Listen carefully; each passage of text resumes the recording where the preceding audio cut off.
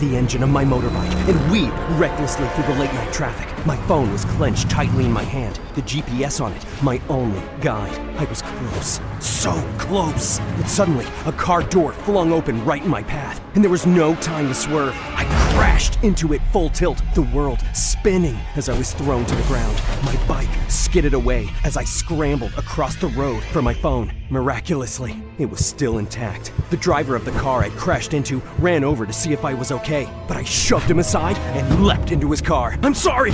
I need this!" Then I slammed the gas and drove off like a maniac. The GPS was directing me to an abandoned mall building, which was close now, but the traffic was choking the last block. I ditched the car and started running towards it, my chest burning with each breath. I burst into the building, taking the stairs 2 at a time. Reaching the 3rd floor, I threw open the door to find nothing. I'm here at the mall building on the 3rd floor. Where's Carly? Mall building, you said? Oh no, she's at an abandoned warehouse. Looks like you got the wrong location. Then send me the right location, now! What's the point? There's just 2 minutes till the building goes boom. Actually, if you look out the window, you'll get a pretty good view. What a pity. She really did seem like a lovely young woman. The line went dead. I sprinted back down the stairs, trying to think about my next move, when suddenly a loud explosion pierced the night. Far in the distance, a fireball lit up the sky. The warehouse. No. Carly. Hi, my name is Kyle. Let me tell you everything leading up to the worst night of my life. I was 15 the first time my world turned upside down. I was fast asleep one night when Mom shook me awake, throwing my things into a suitcase. Kyle, it's happening. We have to go, now. My dad was an undercover agent, and he told us that we might have to leave our home for good one day, and I just wasn't expecting it to really happen. We left that night without Dad, flying halfway across the world to start our lives in a country where everything felt unfamiliar and cold. Days turned into weeks, and Dad didn't come. But soon, a postcard started appearing at our doorstep every month. It was always blank, but at least we knew he was okay, and we could keep hoping he would come to us.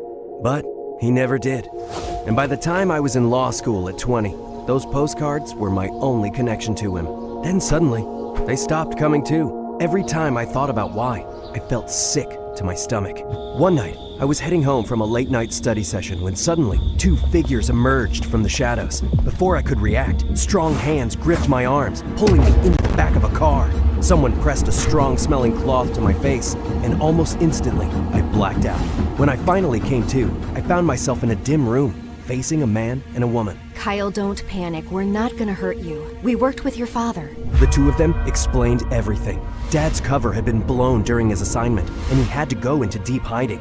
The person he was investigating was William Finch, a businessman and philanthropist on the surface, but a dangerous arms dealer behind closed doors. But we can't just let this guy get away after all the years we've spent chasing him. Our covers may be compromised too. That's why we need you, Kyle. They wanted me to infiltrate the dealer's circle and be a part of his entourage. They'd set me up with a new identity as a bodyguard, working in a private security firm so I could get hired by him. And they would make sure my records would pass any background check. It's the only way to gather the evidence we need to take him down, and for your father to be safe and free for good. I was just a law student, missing his dad. But if this could finish what he started, how could I say no? So after 2 months of intense training and building a new identity, I started living a double life. William Finch had been looking to amp up his security, and I got hired as a bodyguard in his personal detail. But it wasn't going to be easy to get the evidence I needed.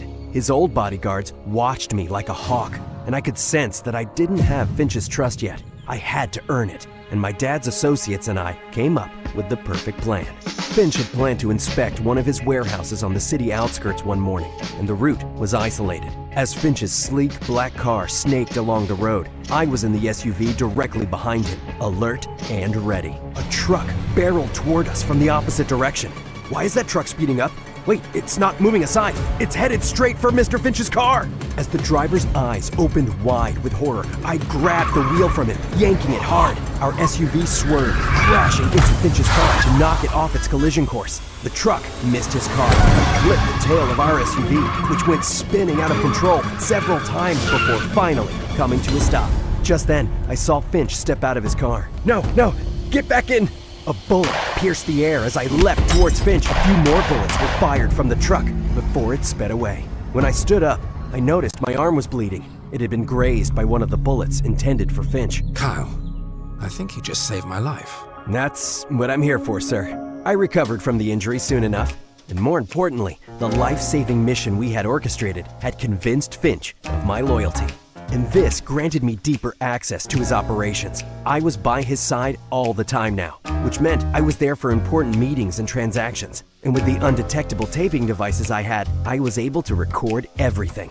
But the most critical phase of my mission meant breaking into Finch's personal office. One night when Finch had retired early, I slipped through the office corridors using a cloned ID card from one of Finch's senior staff that I had arranged beforehand. At his office door, I used a compact lock-picking device that was able to crack the code on the sophisticated lock within seconds, and I slipped in. His desk was a gold mine, a laptop brimming with encrypted files of past arms transactions and shady associates. I inserted a USB drive and started the data transfer. Suddenly, I felt something brush against my ear, and I nearly yelled as I fell back, only to find a fat pigeon on the desk. Oh my God, you stupid pigeon! You nearly gave me a heart attack! Shoo! Go away now! I cracked open the window and tried flying him out, but the pigeon wouldn't budge and just stared back at me. I don't have time for this! Fine, stay here forever. Poop all over Finch's desk while you're at it. The data transfer was almost complete when suddenly I heard footsteps down the hallway. Someone was coming. My heart raced as I waited for the last gigabytes to transfer, and with seconds to spare, I managed to pull out the USB, shut the laptop, and dive behind the desk. The office door creaked open and light spilled in as I recognized one of Finch's senior bodyguards by his boots. He stood completely still, and I felt he could hear me breathe. As he edged closer to the desk, I braced myself to attack him. He was gonna find me any second, and my cover would be blown. Just then, I heard a flapping sound, and the bodyguard yelled out loud. I peeked around the desk to see the fat pigeon circling his head and flapping its wings in his face. How did this damn bird get in here? Get out of my face! Just then his radio crackled, and a voice called him to the other side of the mansion, and he cursed the bird some more before leaving. Thank you, I owe you my life. I escaped before the bodyguard returned to deal with the pigeon, and it wasn't until I reached the safety of my room that I was even able to breathe properly. After I'd calmed down, I scrambled to my laptop and plugged in the USB. But as I scanned folder after empty folder, it became painfully clear. Nothing had been saved. Maybe it was a corrupted file system, or even a security measure on Finch's laptop that I hadn't detected. I felt so frustrated, I sent a glass flying into the wall. But I couldn't give up yet. I had to find another way to finish this. And the very next day, Finch briefed us that we were headed to Monaco in 2 days for a pivotal meeting. My father's associates pieced together enough from my previous communications and their own intel to confirm that a major arms deal was taking place. This was it! The evening before the day of the deal, Finch threw a lavish charity gala in Monaco. As I wandered through the crowd, a familiar voice stopped me dead in my tracks. Kyle, is that you? I turned around to see Carly, the woman I'd been dating for a month before I went undercover. I'd cut off all contact with her without any explanation. Carly, what are you doing here? I'm covering the event for Peace on Philanthropy in High Society. Fancy seeing you here, though. I was beginning to think you're a figment of my imagination.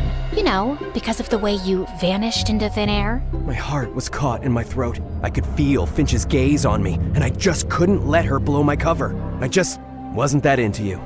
The words felt bitter in my mouth as I saw the hurt in her eyes. Well, thank you for your honesty. Goodbye, Kyle. As she walked away, Finch walked up to me and clapped me on the shoulder. Girl trouble.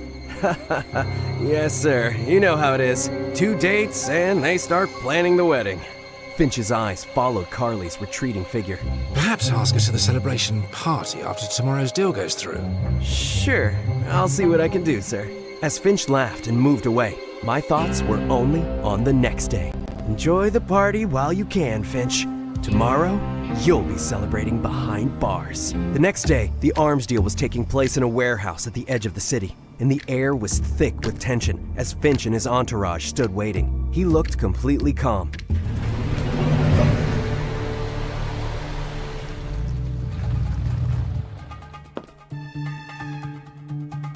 Mr. Finch, a pleasure. Likewise. Everything is as discussed? As precise as a Swiss watch. I trust your payment is equally punctual. You can rest assured. I am a man of... Wait! What's that sound? Within seconds, the sound of helicopter blades was loud enough for everyone to hear, followed by cars screeching outside. You're surrounded by the police. Drop your weapons and come out with your hands up. The men reached for their guns, but before the first shot could ring out, police forces burst through the doors. Amidst the frenzy, I saw Finch step backward onto a concealed slab on the floor. He pressed a device in his hand, and it began descending into the ground. No! Stop Finch! He's getting away! Just then, our eyes locked, a moment of betrayal and realization, and then he vanished into the floor. Hours later, I was informed that Finch had been caught trying to escape by sea, and soon, I found myself facing him again through the bars of his cell. But he looked composed, almost relaxed. It's true what they say. The strongest punch always comes from behind. But do you really think it ends here? For you, it really has this time. I know you're in the business of buying your way out of everything, but the proof against you is too strong. All your routes are blocked. Perhaps. But even in defeat, I grab my victories.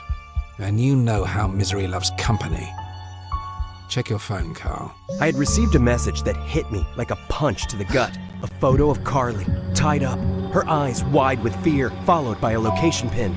She's in a building about to blow up in 15 minutes. What are you waiting for? Run, Carl. Run! I'd succeeded in my mission, but I'd failed Carly and lost her forever. In the weeks following Finch's arrest, his extensive network began to crumble under the weight of international law enforcement. Raids across 4 continents dismantled his operations, bringing down associates who had managed to escape the law for decades. And after years of holding onto only hope and postcards, I was able to bring Dad back home. But despite our victories, my head and heart were heavy with thoughts of Carly. One evening, the news of Finch's ongoing trials was buzzing on TV, and I just felt suffocated. I decided to go out for a walk by the river to clear my head, and suddenly I saw something that made my knees buckle. It was Carly running towards me, and she flung herself straight into my arms. Oh my God, Carly! I can't believe this! You're alive! Are you hurt? What happened? They found someone in the warehouse, but the body was beyond recognition. I don't know who that was, but I managed to untie my ropes and get out of the building just as it exploded. The impact threw me into the air and I hit my head hard. I woke up in the hospital just a few days ago. No one in Monaco knew who I was. I came back here as soon as I could. I thought I lost you. I'm so sorry, Carly, for everything. Can you forgive me? Maybe, but you owe me a lot of explanations by now, and a lot of great dates. I'm happy to start right away.